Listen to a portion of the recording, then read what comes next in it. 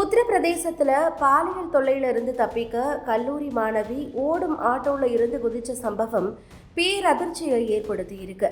லக்னோல பல்கலைக்கழகம் ஒன்றில் படிக்கக்கூடிய நர்சிங் மாணவி கடந்த திங்கட்கிழமை மாலை பர்லிங்டன் பகுதியில் இருக்க தன்னுடைய மாமாவோட வீட்டில இருந்து திரும்பிட்டு இருக்கும் போது இந்த சம்பவம் நடந்திருக்கு.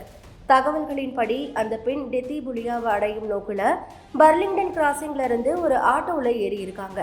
அந்த ஆட்டோவில் ஓட்டுநரோட அவருடைய 3 நண்பர்களும் இருந்திருக்காங்க.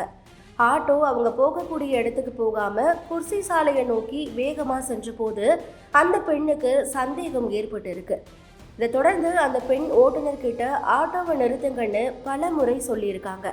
ஆனால் அதற்கு பிறகு அவங்க அந்த பெண்கிட்ட ஆபாசமாக நடந்துக்க தொடங்கி இருக்காங்க. மாணவி எதிர்த்து கத்தி இருக்காங்க. அதனால் அவருடைய வாயை வலுக்கட்டாயமாக மூடி அந்த ஆட்டோவை இருண்ட வெறிச்சோடிய பாதையில் செலுத்தியிருக்காங்க. அப்போ அந்த பெண் தன்னுடைய உயிருக்கு பயந்து ஓடும் ஆட்டோவில் இருந்து குதிச்சிருக்காங்க. இதனால் அவங்களுடைய தலை, கைகள், முழங்கால்களில் பலத்த காயங்கள் ஏற்பட்டிருக்கு. பெண்ணொருவர் ஆட்டோவில் இருந்து குதிச்சதை பார்த்த ஒருத்தர் கொடுத்த தகவலின் பேரில் காயமடைந்த மாணவியை அருகில் இருந்தவர்கள் மருத்துவமனைக்கு கொண்டு சென்றிருக்காங்க.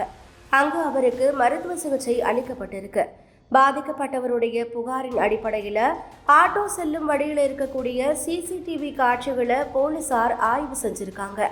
அதன்படி ஓட்டுநர் சத்யம் சிங் மற்றும் அவருடைய கூட்டாளிகளான ஆகாஷ், ரஞ்சித் சௌஹான் மற்றும் அனில் சின்ஹா ஆகியோர் கைது செய்யப்பட்டிருக்காங்க.